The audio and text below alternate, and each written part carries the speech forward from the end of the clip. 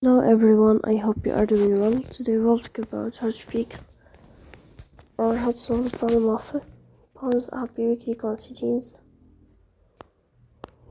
then here we click on apps, default apps, app settings.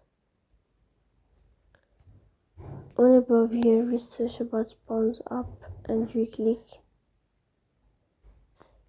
Then here we go to first stop and we click OK. Then we'll enter to the window of storage. Here we click on clear cache. In the end here you will go to Play Store. We'll search about the application of Pawns.App. And then here we'll update your app if you find updates. So please don't forget to support us by like and subscribe. See you next time.